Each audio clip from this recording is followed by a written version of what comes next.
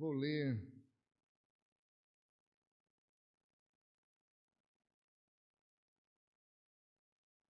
apenas o versículo 1 e 2 e depois nós vamos narrando a história e lendo aqui alguns versículos. Diz assim: Jesus nasceu em Belém, na Judéia, durante o reinado de Herodes, e por esse tempo alguns sábios da terra do Oriente chegaram a Jerusalém e perguntaram: onde está o recém-nascido rei dos judeus? Vimos a sua estrela no Oriente e viemos adorá-lo. Amém. Amém. Vamos orar?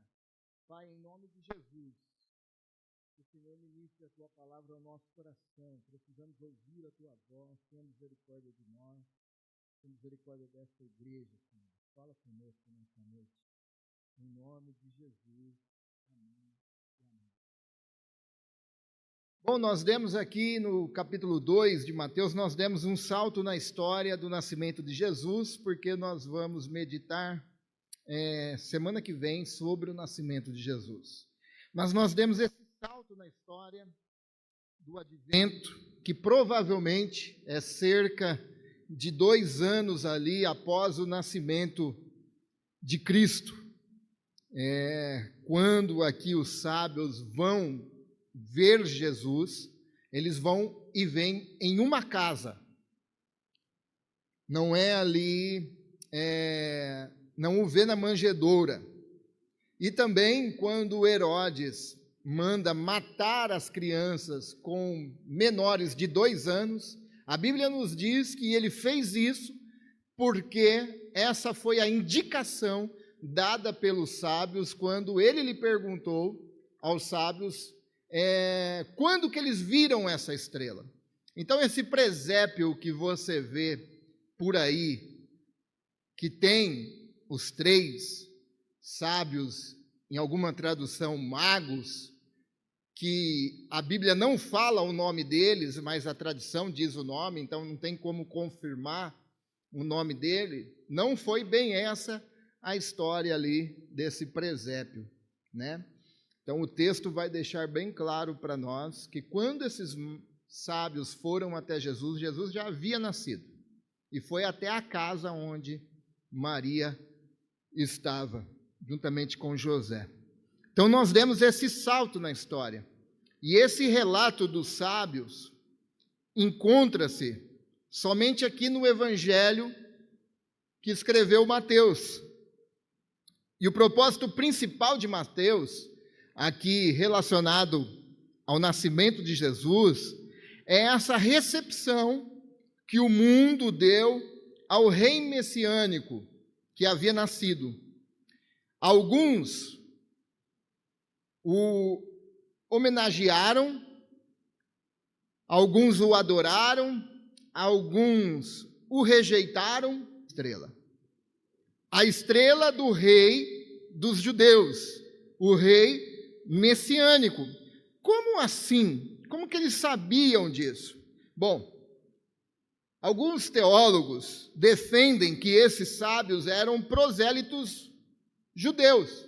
Então eles conheciam a religião judaica, tinham conhecimento da religião judaica, mas não só da religião. Precisamos também nos lembrar que o tempo em que os judeus foram levados ao cativeiro, a religião judaica, através de Daniel e muitos outros, influenciaram muito a Babilônia e também a Pérsia. Então eles foram influenciados pela cultura judaica, pela religião judaica. E é defendido, então, que esses homens aqui, quando se relaciona, nós vimos a sua estrela, eles estavam fazendo menção e conhecedores de uma profecia messiânica. Números capítulo 24, 17 diz: eu vejo, mas não agora. Eu o avisto, mas não de perto. Uma estrela surgirá de Jacó, e o cetro se levantará em Israel. Uma profecia da vinda de Jesus, que esse rei, o Messias, o ungido, o enviado, viria a uma hora para levantar Israel. E o texto nos diz que quando esses sábios chegam no palácio e perguntam a Herodes aonde está o rei dos judeus, o texto nos diz que Herodes ficou perturbado. Mas esse perturbado não é a mesma perturbação daquela de Maria, de espanto que nós vimos de semana passada aqui. Não, esse perturbado é porque ele se sentiu ameaçado.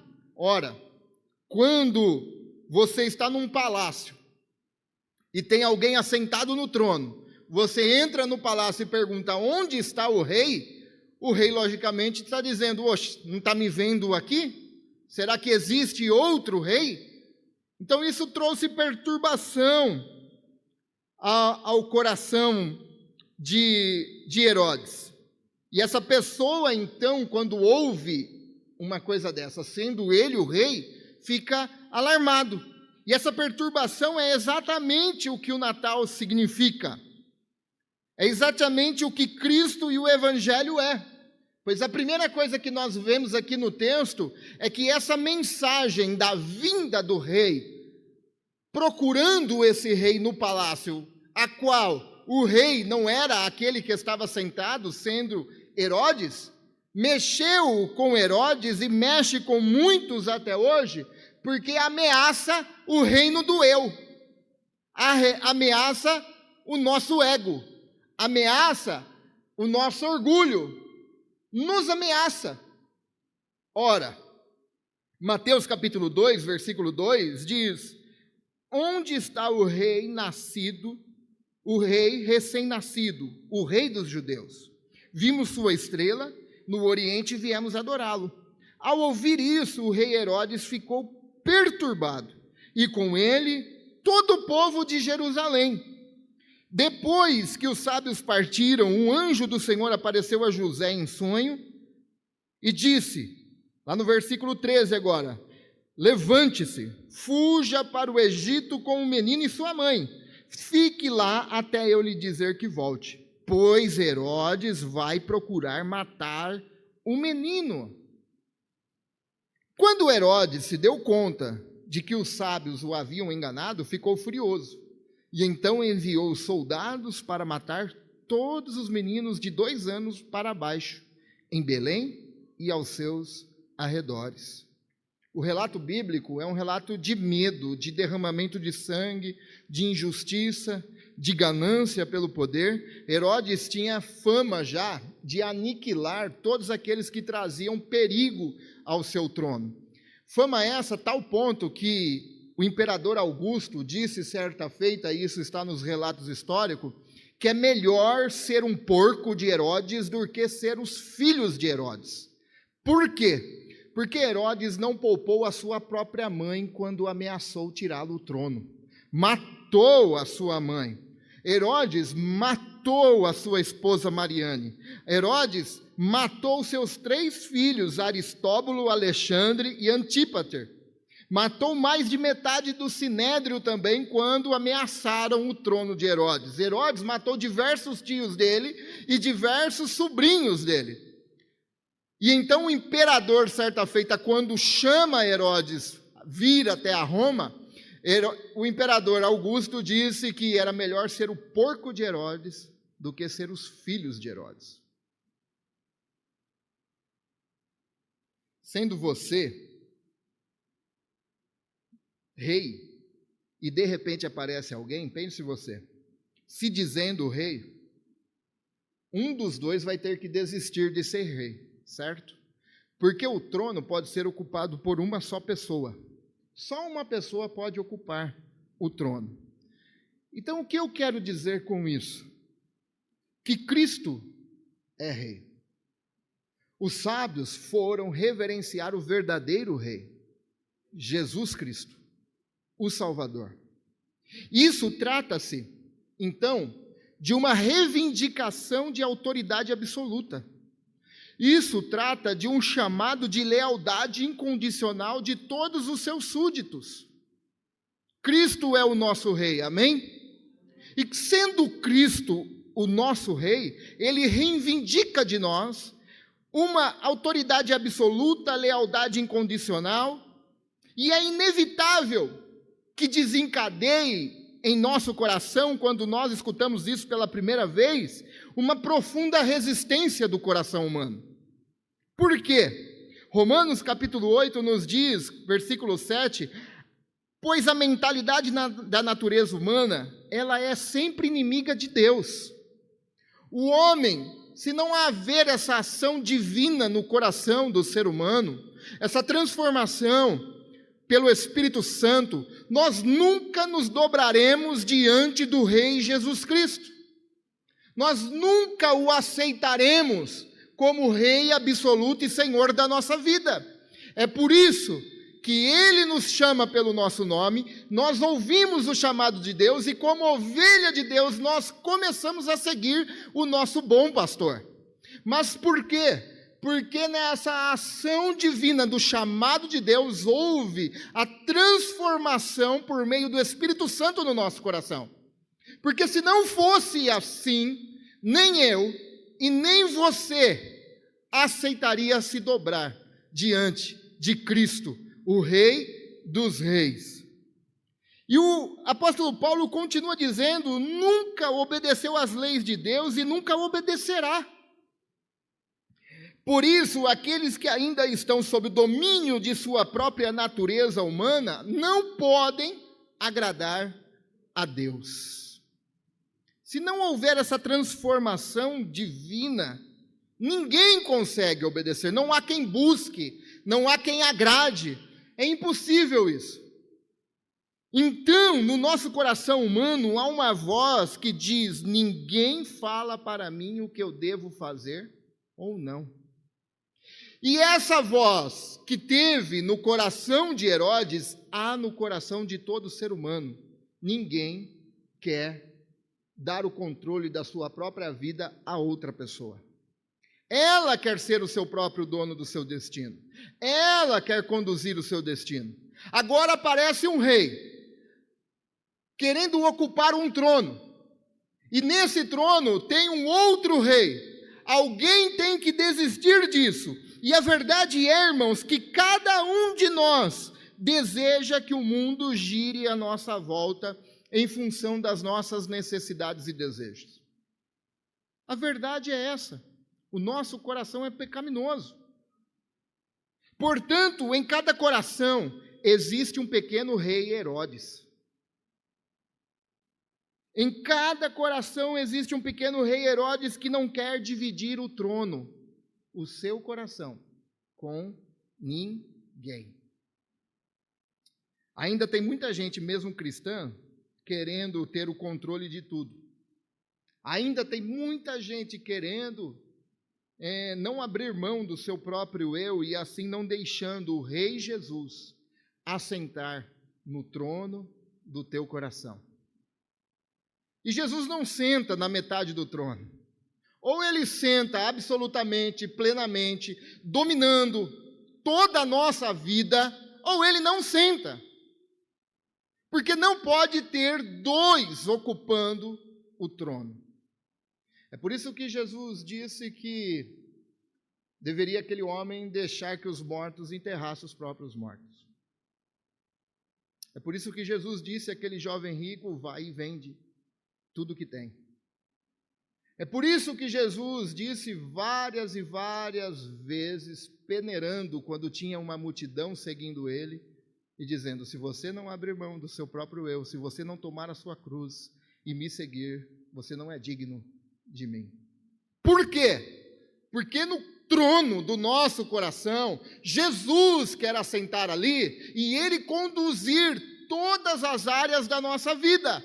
O problema é que nós somos como os jovens ricos, que nós queremos dividir o trono Jesus e dinheiro, queremos dividir o trono Jesus e família, coisas legítimas. Não é que não sejam legítimas, mas Jesus não divide o trono com nada. João Calvino disse que o nosso coração é uma fábrica de ídolos. E nós somos profissionais em criar ídolos. Pode ser a minha profissão, pode ser o meu trabalho, pode ser meu filho, pode ser minha família, pode ser o meu pastorado, pode ser o meu ídolo. E Jesus não aceita isso. Pegue sua cruz e siga-me.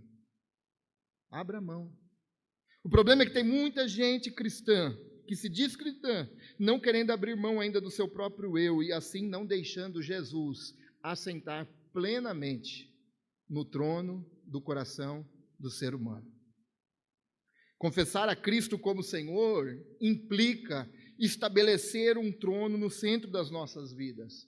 Reconhecer que aquele que se encontra assentado nele, Cristo, não é apenas alguém para eu me encontrar dominicalmente na igreja. Não, ele é rei, ele é Senhor dos senhores, ele é Rei dos reis. Outras coisas podem estar assentadas no trono. Pode ser dinheiro, pode ser tantas outras coisas, poder, fama, profissão, como eu disse, pode ser as mais diversas coisas e não ser Jesus. O problema é que quando Jesus nos chama para segui-lo, ele nos chama para segui-lo integralmente, por completo, em todas as áreas da nossa vida. Que ele ocupe o trono do nosso coração com exclusividade e plenitude. É isso. Só que todos nós temos um pequeno rei Herodes no nosso coração. Segundo fato que podemos observar aqui, que além dessa ameaça para o reino do eu, quando nós temos esse encontro com Jesus, e esses encontros que a Bíblia narra de Jesus se encontrando com diversas pessoas, é sempre ameaçando esse reino do eu, já percebeu?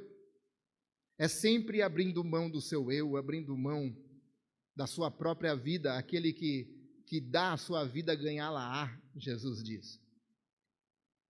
O segundo fato é a indiferença. Além da ameaça do reino do eu, existia indiferença aqui. Versículo 3 diz: ao ouvir isso, o rei Herodes ficou perturbado e com ele todo o povo de Jerusalém. Versículo 4, reuniu os principais sacerdotes e os mestres da lei. Aqueles homens conheciam as profecias, conheciam a profecia de Números. Chegou os sábios do Oriente dizendo que viram a estrela dele, do rei. E aí Herodes convoca quem? Convoca os religiosos, aqueles que conheciam da lei e aqueles que faziam os trabalhos eclesiásticos no templo. Em Jerusalém estavam os principais sacerdotes e escribas, os principais conhecedores das leis. E conhecedores dos profetas, das profecias messiânicas. Os sacerdotes eram aqueles que tinham funções eclesiásticas, e os escribas eram aqueles que examinavam a lei e a profecia. E Herodes chama essa turma aqui. Vocês ouviam já falar disso daí? Ele perguntou. Vocês sabem aonde que vai nascer? E eles disseram, sim, a gente sabe, vai nascer em Belém. Mas não fizeram nada. Absolutamente nada. O que o texto nos deixa claro é que tanto a liderança eclesiástica da época e tantos teólogos agiram com gelada indiferença à mensagem de Cristo. A mensagem do nascimento de Jesus. E a indiferença deles, que era no início, tornou-se em ódio. Eles não foram adorá-lo na manjedoura, mas foram crucificá-lo na cruz. Os religiosos da época, diante da mensagem do advento, os religiosos se mantiveram neutros. Neutralidade. Se você é cristão e discípulo autêntico de Jesus, não tem como você ficar neutro diante da mensagem do Evangelho. Se você é cristão e discípulo autêntico de Jesus, não tem como você ficar neutro diante de um caos na sociedade. Se você é cristão, discípulo de Jesus, não tem como você ficar neutro em meio de duas ideologias humanas na qual elas têm falhas. Se você é cristão, discípulo autêntico de Jesus, não tem como você ficar neutro quando você vê pessoas precisando da palavra e precisando de pão. Se você é discípulo autêntico de Jesus e cristão, não tem como você gastar tanto com você e ver pessoas passando necessidade e a gente não ajudar. E ficar neutro. Não tem como. John Stott, no seu livro Cristianismo Básico, eu me lembrei, o cristianismo é essencialmente uma religião de compromisso. De compromisso. Ele não nos dá a opção de permanecer neutros. Aliás, me vem à mente, C.S. Lewis fala, se você está procurando uma religião confortável, com certeza essa religião não é o cristianismo. Pois o cristianismo exige compromisso. Compromisso com Cristo, compromisso com o próximo, compromisso com a igreja, compromisso com a sociedade, compromisso aonde nós estivermos, compromisso em influenciar por meio do Evangelho de Jesus Cristo e refletir Jesus Cristo. E ele continua dizendo, o cristianismo é essencialmente uma religião de compromisso com Cristo. Ele não nos dá a opinião de permanecer neutro. Ou estamos por Ele, ou estamos contra Ele. Não tem jeito. É a mesma coisa quando pessoas ouvem a mensagem, até acreditam que Jesus nasceu, que Jesus viveu nesse mundo, mas não o tratam como Senhor e Deus da sua vida. Quantas pessoas você pergunta, você crê em Deus? Creio. Você crê em Jesus? Creio. E por que não trata Ele como Senhor e Deus da sua vida? Opa, aí não, aí é muito difícil, aí é compromisso. Acreditam que Ele foi um grande mestre da moral, acreditam que Ele foi um revolucionário, mas não aceitam Ele como Senhor de suas vidas. Com Jesus não tem jeito, ou Ele ocupa 100% o trono, ou não. C.S. Lewis, no livro Cristianismo Puro e Simples, página 86, diz, você pode descartá-lo como sendo tolo, você pode cuspir nele e matá-lo, ou então você pode cair de joelhos a seus pés e chamá-lo de Senhor e Deus. Aí sabe o que ele diz? Mas não me venha com essa conversa mole de ele ter sido somente um grande mestre de moral ou um revolucionário, pois ele não deu essa alternativa a ninguém, nem tinha essa pretensão. Ele é Senhor e Deus. Cristo, Deus, 100% e 100% homem, morreu por mim e por você, não para fazer uma revolução no mundo, não, para perdoar os nossos pecados e nos salvar, e compartilhar da vida dele conosco, e para que nós compartilhemos da nossa vida com ele. É para isso que Jesus veio ao mundo, para nos trazer de volta para ele, para um novo relacionamento com ele. A pergunta é, qual será a nossa decisão hoje? Qual será a minha decisão hoje, a sua decisão? Você que está acompanhando pela internet, qual é a sua decisão hoje? Talvez seja a primeira vez que você está ouvindo essa mensagem, está lhe causando raiva, perturbação, por você não quer que alguém domine a sua vida, você quer ser o comandante do seu destino. Você quer isso. E no fundo, todos nós, caídos e pecadores, queremos. A diferença é a ação do Espírito Santo no nosso coração. Se não houver essa ação, eu e você também não quer.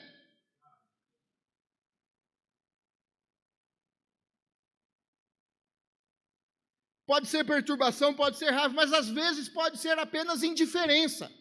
Crê nele, sabe da profecia, sabe da lei, conhece a Bíblia, mas não o trata como Senhor e Deus da sua vida, assim como os religiosos daquela época.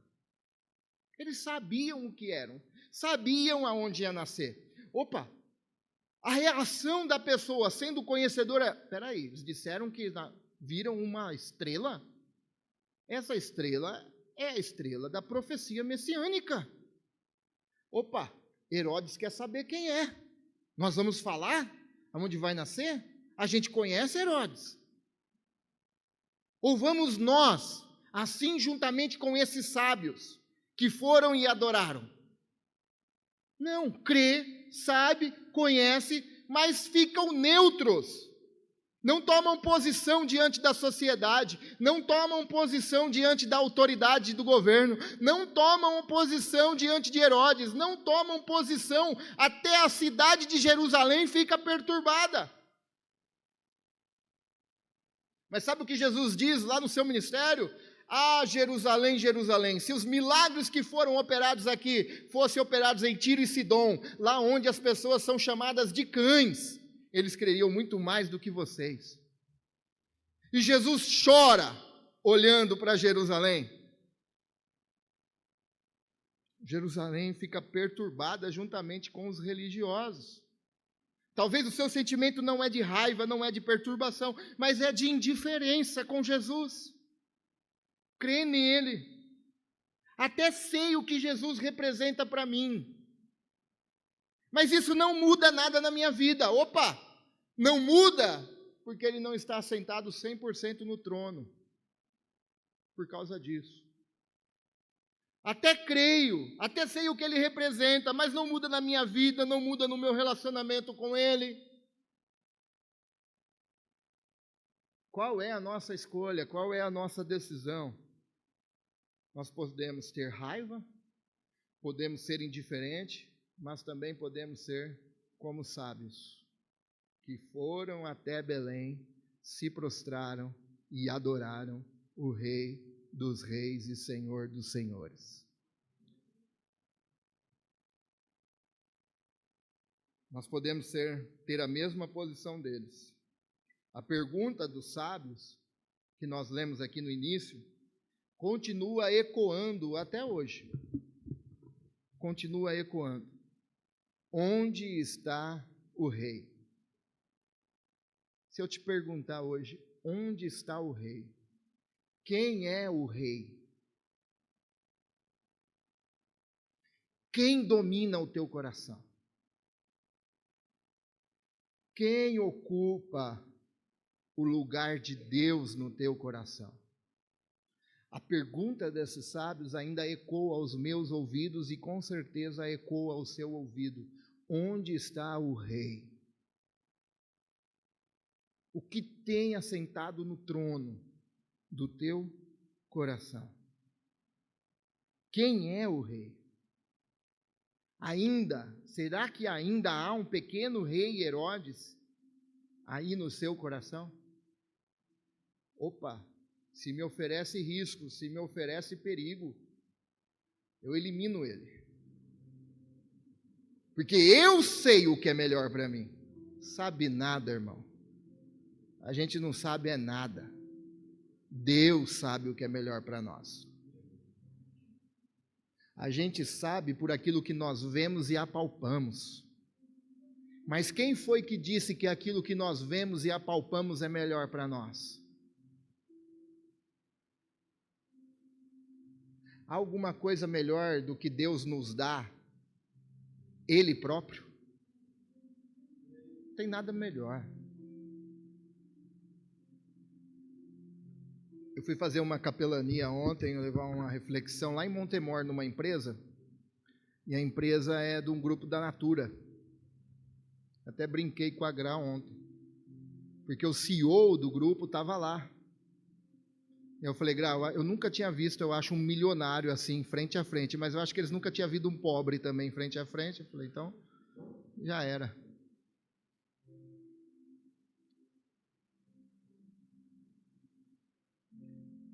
A conversa desse povo é dinheiro, é empresa, é administrar. E vou sair daqui, eu tenho que pegar o helicóptero e ir para outra empresa. Aí eles queriam ainda que fosse lá, eu falei para a Gra, eu falei assim, não vou mais lá não, fica 1 hora de viagem, pô, né? Tô fora. Quem foi que disse que tem alguma coisa melhor a não ser nos dado, a não ser o próprio Deus? O próprio Deus, que muda, que transforma o nosso coração e nos faz nos dobrar, nos prostrarmos diante de Deus. Quem foi que disse?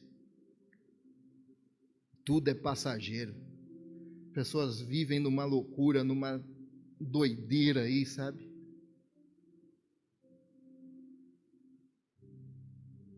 E aí você vai ver, no fundo, tem um pequeno rei Herodes lá, no coração do ser humano. Onde está o rei? Essa pergunta é perturbadora mesmo. Ela é perturbadora mesmo ao nosso coração, uma vez que nós queremos a todo custo permanecer no trono da nossa própria vida. Ela é perturbadora. Eu repito então, se você quer ser rei, e aparece alguém dizendo que é rei, e apareceu o rei Jesus, ele é rei, um dos dois terá que desistir do trono. Ou é você e os seus ídolos, ou é Jesus. Mas Jesus não vai abrir mão de você. Ele quer assentar no trono do teu coração. Pois só um pode ocupar esse trono, que nessa noite, o menino que nasceu em Belém, cresceu em sabedoria e graça, que foi até a cruz, morreu por mim e por você, e nos deu Ele mesmo para nós. Nos deu no sacrifício e nos deu na pessoa do Espírito Santo morando, habitando dentro de mim e dentro de você. Agora fala para mim. A pessoa pode ter helicóptero, pode ter fazenda, pode ter empresas, pode ter tudo isso. Eu garanto para ela que ela não tem o que eu tenho, que o que eu tenho é muito mais valioso do que tudo isso.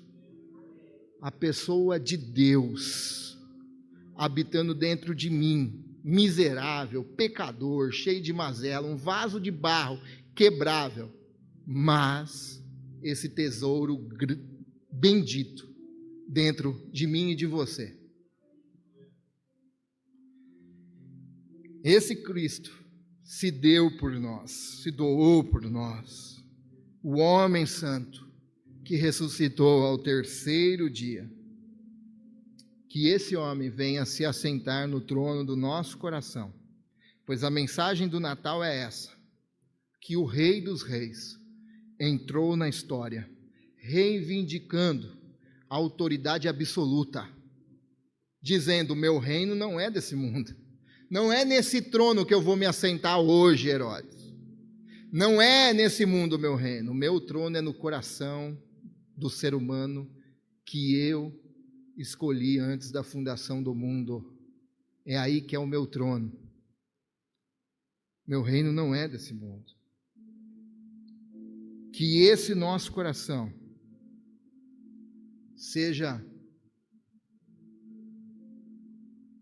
não é dado, mas ser passado a Ele 100%. Toma, Jesus. Guia meus passos, guia meus sentimentos, guia meus pensamentos, guia as minhas emoções. Eu sei que vou falhar, Senhor. Eu sei que eu vou errar. Eu sei. Mas não retire de mim a presença do Teu Espírito Santo para me levar ao arrependimento quando eu errar, Senhor. Assuma o trono da minha vida. Assuma, Senhor. A mensagem do Natal é essa. Que esse Rei dos Reis entrou na história, reivindica autoridade absoluta, lealdade incondicional e que compartilha conosco a vida dele, mas também que espera que a gente compartilhe da nossa vida com ele, em nome de Cristo Jesus. Amém? Feche seus olhos, vamos orar. Obrigado, Senhor. Obrigado, Pai. Obrigado pela Tua palavra que nos lembra as verdades, que traz a verdade ao nosso coração. Obrigado por nos lembrar que o Senhor é Rei e deseja assentar no trono do nosso coração e nos encher de satisfação e alegria. Obrigado, Senhor. Obrigado, Deus, por nos lembrar que nada, absolutamente nada, pode ocupar o seu lugar nas nossas vidas. Obrigado, Senhor.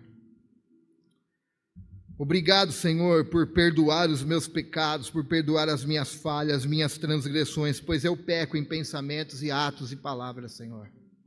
Mas obrigado, obrigado, porque na cruz eu encontro perdão e graça, Pai.